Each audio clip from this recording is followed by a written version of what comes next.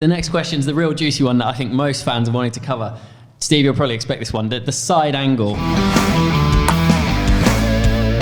So guys, we're here at China Smash, a massive event here for WTT. We're having a blast, and we're with the CEO of WTT, Steve Dainton. Hi, thanks for having me. Great to be here. Thanks so much for having us out here. We're having a blast and creating all sorts of content. And guys, how good is it out here? It's been an amazing experience so far, wicked. Yeah, I mean, we've been blown away. It's every table tennis enthusiast's dream, this place. It really is. Yeah, it's unbelievable. And obviously, thank you, Steve, for you were one of the first when we said about a podcast. You said, I want to come on here. I think that's really great that it's not often that you get a CEO who fronts up and actually wants to communicate with people. It's fantastic. Yeah, I think we can do more of that, actually, because there's so many questions, obviously, and there's so many thoughts from fans and everyone out there, and even from yourself, I'm sure. So, whatever I can do to help answer some of those burning questions, I'll do my best. Amazing.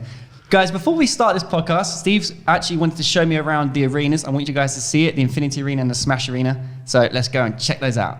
How many people can we fit in this arena? It's about 5,000. 5,000, yeah. This is our showpiece now, something very iconic for world table tennis. We have the gold here at China Smash, which looks beautiful. We tried to just theme the colors a little bit with the place that we're going, and each Smash has a different themed color. Mm-hmm. Here it's gold. Yeah. I guess it makes sense in China during the Golden Week. And also after they win all the gold medals in table tennis. Yeah. WTT has really took it to the next level in terms of how events were before. So the World Tours, the Pro Tours, before there was maybe 4 tables and semi-final, final, but now you have one central table early on. It's a subjective thing. A lot of the traditional table tennis fans, they did like to watch many tables at the same time. Yes. But we felt often in the beginning that took away the shine from really, really great matches. Mm-hmm. And if we could have really great matches on one table with full stadiums, we felt we could sell it better and we could, get more interest in that way. Yeah. Not only from the fans, but also from the media, TV, and how we present it in general. And of course, you had the entrance as well to China Smash, which is really cool. Yesterday, Marlon came out with his kids, and it was just really special and an amazing moment. That's super important that we really make the players feel like they are the key to the show. Yeah, the star, exactly. Let's see what it feels like. Wow. These screens are awesome. You've got the massive replays up there, replays on here, and it is phenomenal. I mean, we're really trying to embrace technology, really trying to embrace modernity, and try to be a little bit fashionable at the same time. So we now come to the training hall where the players prepare. It's a really high-level venue for them. We got all the good feedback. The quality of the flooring, the tables is perfect, lighting, everything. So really top condition. For me, this is one of my favorite things because then the online audience love the training hall footage. We've added into our broadcast feed as well. I saw. It was really nice. A new feature for us. So we're at our Smash Arena here. We have 3 really cool tables set up here as well, and we've got about 1,500 seats. And it was really full for the qualification days in the first round. Yeah. And as you can see, really great looking tables. I love it. We have LED on the middle table, so it's our second table, full streaming, everything. So super cool. Yeah, I reckon a lot of fans actually like this arena a lot because you're actually quite close to the players and it's very intimate. Yeah. So even if you like to watch more tables, we still have it. Exactly. So, exactly. We're really happy with our look and feel and the branding, and we put a lot of effort into it. Yeah. I mean, it's super important, I think, that when people come to see table tennis and see world table tennis, that they really feel it's a high quality and a high level. So that was really important for us. So Steve, thanks so much for showing me around here. Well, I'm glad you enjoyed the tour, and really thanks for coming here. No, pleasure, thank you. Okay guys, let's join Joe and Tom back at the podcast. Cheers, Steve. Cheers. So we're back in the room. Welcome to the show. I'm glad to be on. Happy about it. I think a good place to start is just to break down because there's an ITTF group, isn't there? With the foundation and with WTT. Can you just outline for us how they interact together, how they differ? Sure. So, I mean, ITTF created WTT. That was 2019 when it all started to come to life. And basically in 2021, when all of our contracts actually finishing in 2020 from the ITTF and the World Tour and the previous system that we had came to an end. And we thought that in 2021, it's a blank piece of paper and it's a chance to do something completely different. So ITTF created it, and ITTF also set up the foundation. So the group is kind of like the umbrella, including WTT and the foundation. And your role within that umbrella is? Too much, probably. No, I mean, I'm the group CEO, but probably in recent times I've spent much more time on World Table Tennis, the commercial part and the business of it, and also getting it up and running. So, we've got a Secretary General in the ITTF, and he's more or less managing and looking after that from that perspective, and then myself from the commercial part on World Table Tennis. What is generally your day to day? How does it look? Well, actually, it's changed a lot this year with the magnitude and number of events that we've had. I've been on the road much more than I've ever been, probably ever. I think this Grand Smash is something like my 13th event this year that Wow. I've traveled to. I would have, in a normal year, pre-WTT times, I probably would have gone to 4 or 5 major events per year. But I think it's important as, this year we've got all the events, many of the events are for the first time, so you have to go and show the support and be behind it. So it's been important to be there. So I've been on the road a lot. My wife and kids, fortunately, are very forgiving for that. But that's also fun, and you get to travel as well. So that's my daily life at the moment, living out of a suitcase. But when we're in the office, we're actually, for the last couple of years, we've really worked hard to get the calendar up. It has been a little bit of a weakness. And of course, it's not easy to start World Table Tennis during a pandemic. So to get the calendar up was really a big effort. And we should be 100% next year in 2025. And that's been the driving force at the moment. And then also building the team, because now once we get the events really up and running, we need a bigger operation to manage it. So I put a lot of focus there. This is what Tom was saying earlier, is like, when we came here, I was like, wow, there must be so many people involved in setting up this arena. Yeah, It's insane. like I was saying to you earlier, Dan, you walk in and you think setting up something like this, that's going to take some serious manpower and also just organization planning. For you, obviously, it's probably quite a hell of a job to come in and set up something like this. Well, we've got an amazing team now, fortunately. So, but also here in the major event, there's a lot of suppliers and third-party companies that help us set it up. But in Beijing, for example, some of the numbers we have about 20 here from our office in Singapore. We also have an operations out of Beijing. So we work closely with a company called World Sports to help us manage all the events in China. They've got about 15 people here as well. But then in Beijing for the event itself, there's about 350 staff. Wow. And about 350 volunteers. So Is that including the security? Including security, Yeah, I was going to say, because there's so much security. Obviously, you need it. The fan base out here. Especially here in China, right? Because the fans my are the best in the world, I would say, and the most passionate, but they're so into obviously these top guys, Wang Chuqin, Ma Long, they're the absolute peak superstars here, and the fans are just crazy for it, which is awesome. We want that. We want that in the sport, right? We want it to grow. We want kind of to elevate that in Europe as well and get more of that passion into the game. But yeah, you can understand why they need the security, all the fans. We're saying to Steve during the tour, one thing that is happening right now though is there is a rise across the world, not just China. For example, Trulls now, the TV networks in Sweden are following Since the here. Olympics especially, yeah. Which is massive, which is definitely wasn't happening before in World TT. Let's say World Tour times. Is that correct? Would you say WTT now is getting a lot more interest than before? And that's been, important factor, because we saw often that after the Olympics or the World Championships, the kind of, let's say, the visibility and the media numbers and the interest kind of dropped off a bit of a cliff until we got back to those two big events. And what we've tried to do at World Table Tennis is keep that. Maybe we can't quite get the same level, but keep it at a reasonably high level in terms of the media exposure, the fan interest, talking about table tennis. And that's been then important to make sure that the top players are all playing the top events, which we didn't always have at the World Tour previously. They would pick and choose much more, much more often on which events they went to. But fortunately, they all want to play in the Smashes now, which is great. And for our Champions event, the next 6 events, we'll have 6 events next year. The top players are going to play that as well. So I think in 2025, we're going to have about 13 events where we'll see the top players.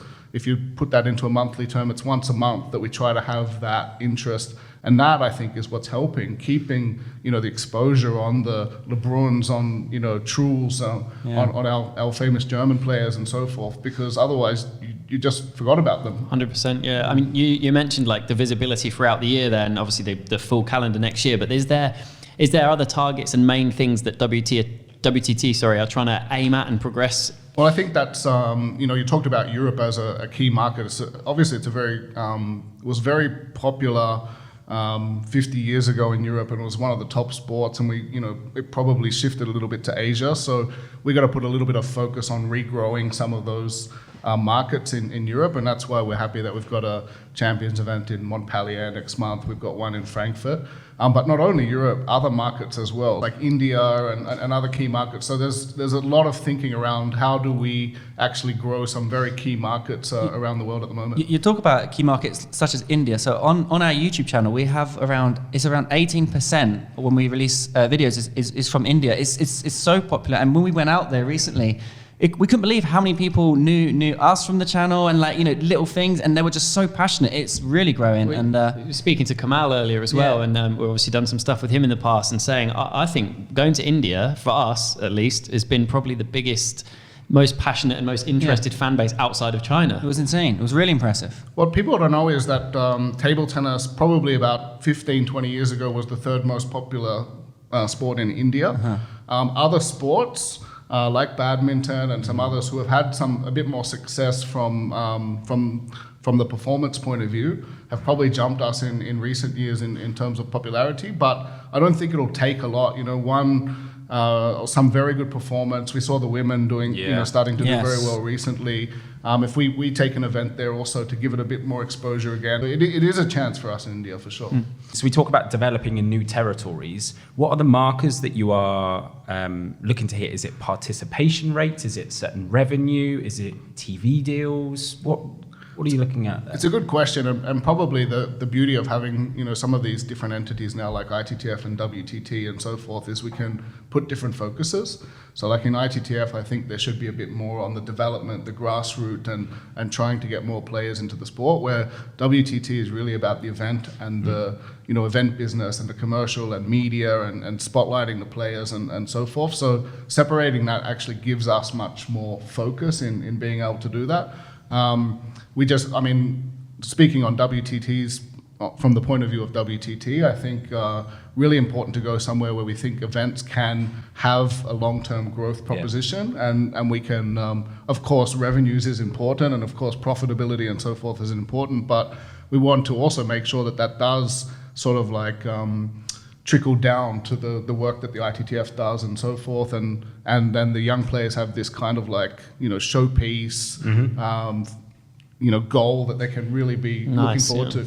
Exactly what I was going to say, actually, and it was a good question, Joe. Is for me personally, I feel like when there's big table tennis centres, it really does help create a great player. Let's say Truls, for example, or Felix. Those guys are in really good clubs where they're based in their country, and you do develop a world-class player. So is there something potentially where there could be maybe WTT academies around the world, or ITTF academies where they invest? Because it's really tough for national associations to even have national centres sometimes. I know in the UK they've recently got one, but it's so difficult to get property, to get a warehouse, to put tables in. There's a lot to it, but when they're there, it will naturally create a hotbed of talent, and you'll create world-class players. And that's sometimes what is maybe sometimes the issue, isn't it? Is getting stars from all regions. But now there are a lot of role models in Europe and the rest of the world. Hopefully that's going to inspire more kids to play. Truls said there's loads of kids playing now in Sweden, which is great, right?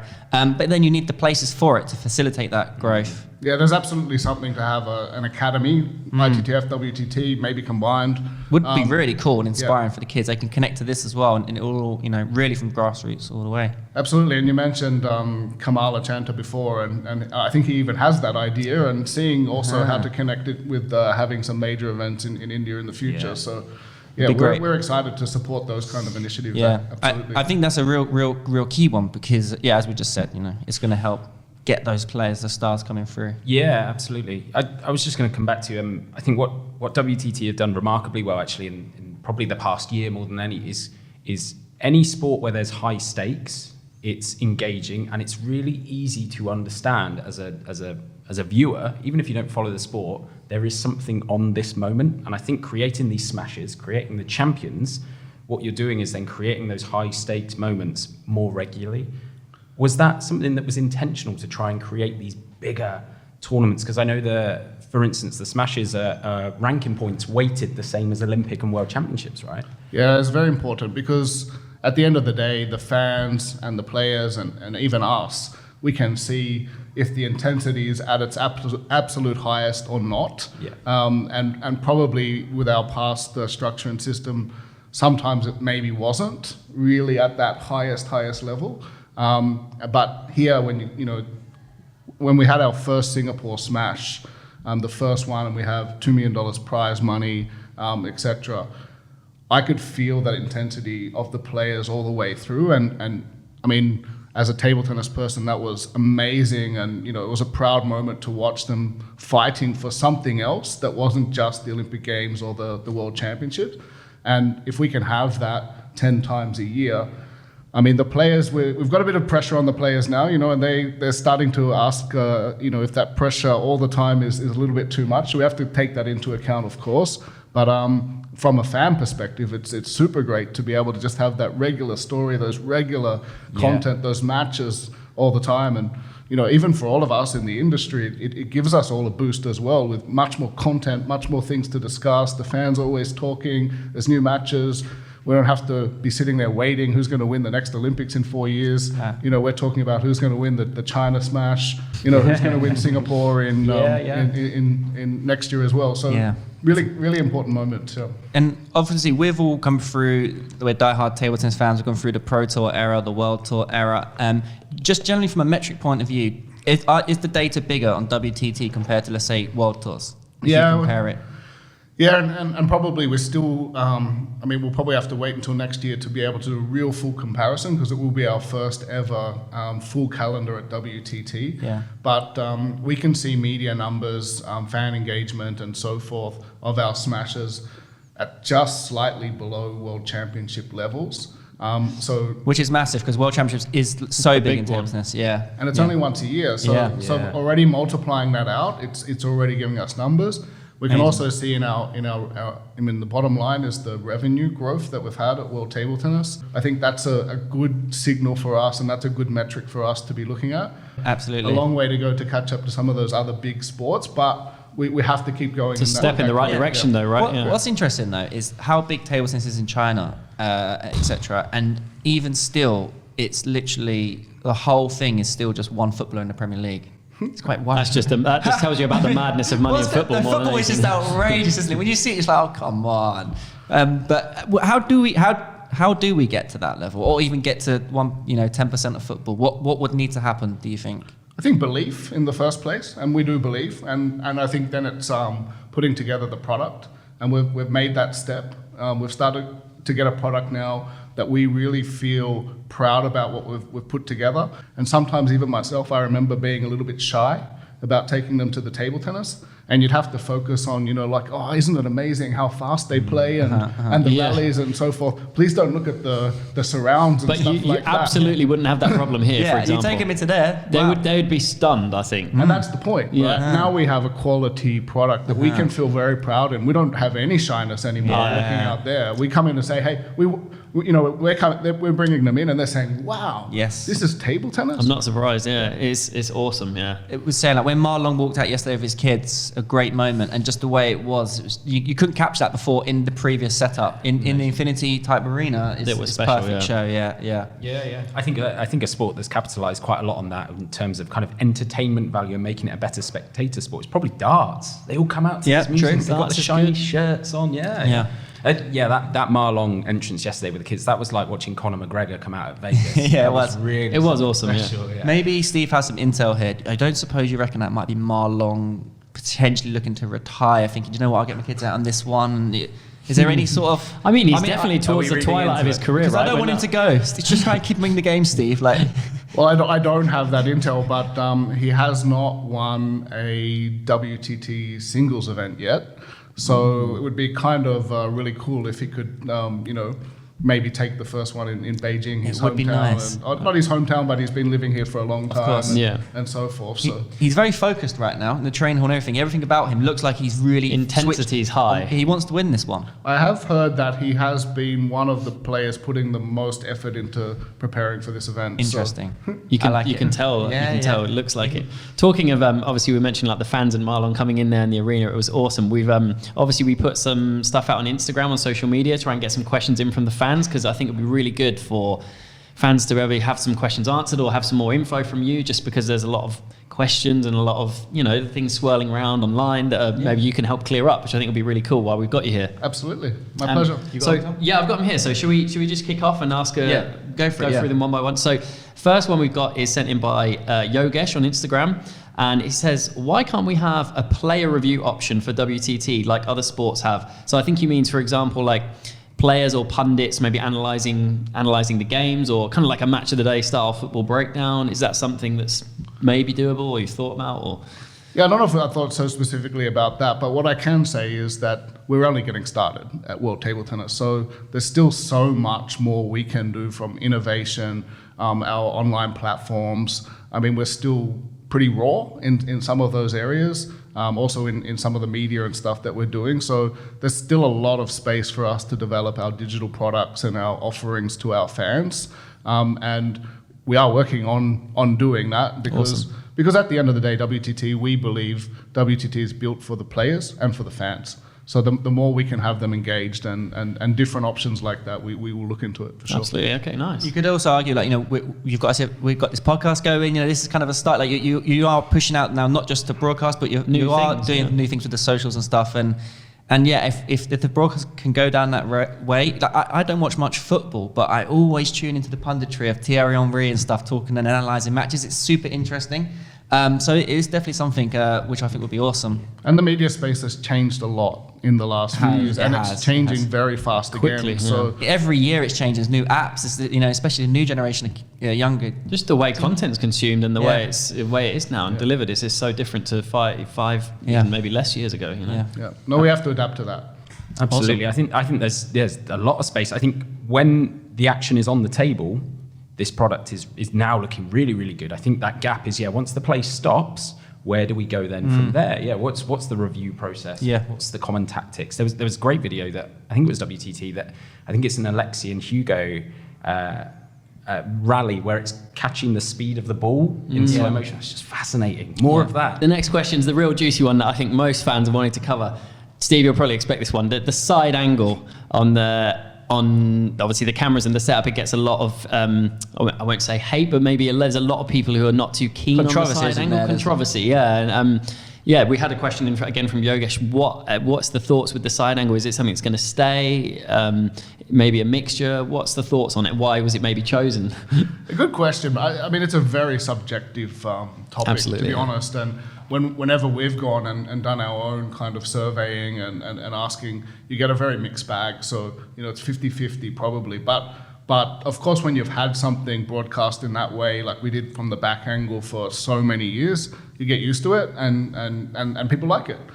So when we made the change, World Table Tennis, we wanted to be dynamic, modern, fresh, new in everything that we do. And we thought that the side camera could be a way to do that. We probably need to be a little bit better at some of our other angles as well, just so we can mix it in and get some of those traditional shots so that we don't lose those fans as well. But I think it was more about that, being modern, new, fresh, something different. And I think it's got its strengths and it's got its weaknesses, but it's a very subjective one. Like some love it and some don't like it. Totally agree. Yeah, I think you hit the nail on the head. We've discussed it before and said, in itself, the side angle is not a problem at all, but it's nice to have the other mixture, which you obviously covered there anyway, and just the mix of all other angles, the back cam, in between points where you're getting the close-ups of the players. That mix, I think, is at least from probably our point of view, is the best. You know what I think is interesting on this part? Because let's say the Infinity Arena is using the multi-angles, so the side angle will be there and it will go to the other angles, close-ups, etc.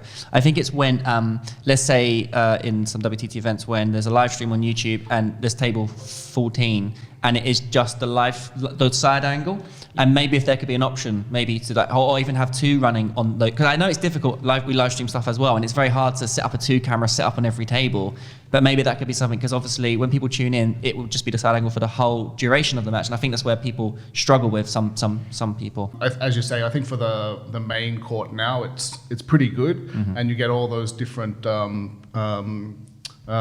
angles and able to see the view from different perspectives. But next step for us will be to upgrade the other courts as well. So it's not just that one side, or there's a couple of cameras and so forth. And it does suck when I'm watching and you see the player go out of the image and those kind of things, you really want to see what they're doing, and then you only see the ball flying and some stuff for us to still fix there for sure. It's cool that you, like you said, you recognise that and you've seen that yourself then, so you know sometimes the ball is out of shot or whatever, and and obviously like we're here, we get to watch it live, and for people at home it needs to be the best experience, right? And That kind of brings me on to a point that I wanted to raise actually was if you feel possibly that WTT are maybe hurting themselves in producing so much live content on YouTube in particular, but my phone's forever going, WTT are live, because it seems like the youth contenders, the feeders, the champions, everything is streamed. And I wonder if there's almost an argument for quantity over quality in some of them, where it is that static view, because it's a smaller competition, there aren't many spectators. I just wonder if someone who isn't a table tennis fan maybe saw it in Paris and went, oh, I'll check out World Table Tennis. What's this? Oh, they're live now. They click it, they open it. And what if they saw this, completely different product to seeing maybe a star contender somewhere around the world? Do you have any thoughts on that? I do think once that brand and product is much more defined and regular, then we will hopefully naturally overcome that. But I take it into account. Maybe there's something to do that we should ourselves be pushing out, watch the Infinity Arena, and that's when you really go to watch the great stuff. Or now it's like the youth event, but a youth event is not so commercial actually at the end of the day. So maybe there is some tweaking there for us to do. And it is also, I mean, on the flip side of the coin, it's fantastic that we're streaming every tournament. That you can watch it all, So I kind of get the argument from both sides. There could be a secondary channel. Like, okay, in a lot of YouTubers, they have their main channel, like Mr. Beast, and he floods his key videos, which get 200 million views every video. But then he has that's like the smashes. Yeah, that's like the smashes. And he has like 7 other channels. His gaming channel for a certain market. He has his food market, and so then it doesn't dilute, and maybe that could be something that WTT look into potentially. Is like, so then there's different tiers. A bit like Table Tennis Daily, and now we're on the Table Tennis Daily podcast, right? Exactly, yeah. This so then it's a better way, because then you're connecting to different audience who want to tune into that. And then when the mainstream person comes in, let's check out some table tennis, and they will get hit by the smash events. I don't know. It's an interesting point, because these smash events are so good.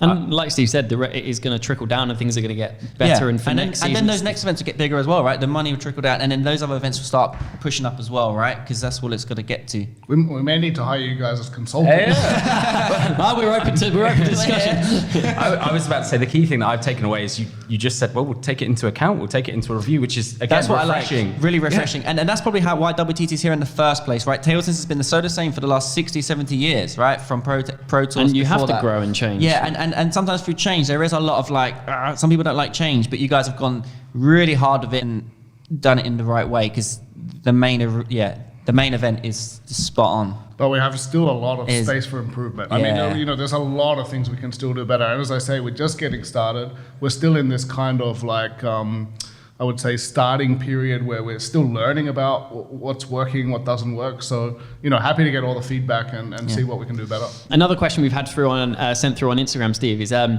players. Some people have been saying that players are forced to play events, and they've got mandatory entry, and they've got to turn up to all these things, and it's not fair. And so we just wanted to kind of get your kind of insights a bit more into what is the structure of players having to turn up to events, and how does it kind of work? I think it's a great question, and I'm really glad that it came up, because I think it's an important topic to talk about. From our perspective, of course, we hope that the best players will play in all of it. But this is it's a virtuous cycle in terms of how sports and business works. At the end of the day, for us to be able to grow the event, to bring in more revenues, to increase the prize money, we must have the best players there. Yeah. It's really as simple as that. We can't go to sponsors, we can't go to TV broadcasters, we can't tell our fans that maybe the best players will come. Maybe. We can't do it. It doesn't work. It doesn't work at all. They want to see the best of the best, especially for those top events. We could question if there's too many events. That could be a question. If it's too much pressure, there's too much on the players' backs in terms of the pressure that they have to continually improve week in and week out. But there are a couple of sports out there that have been working in that direction for much longer than World Table Tennis. And it's not like rocket science to guess who they are. And there's a lot of learning from them. And we can see that they have much more events still already than what World Table Tennis has. So this is let's say the balance we've got to find between how much is too much for the players, yet how are we going to grow the business? Because we want that prize money to go up. We want to be able to offer much more prize money. And ultimately, so do the players, obviously, I was going to say, I think one thing that happens with players, and table tennis is a hard sport, it's very physically demanding now. It's changed a lot, especially since the plastic ball, players are now having to put more effort in generally.